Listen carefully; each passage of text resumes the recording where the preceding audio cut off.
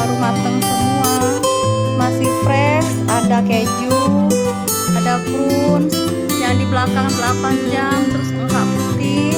Ini kita ada yang terbaru request, ada engkak ketan namanya. Ini yang depan ini engkak ketan, tapi engkak ketan hitam, terus yang di belakangnya itu putih tuh.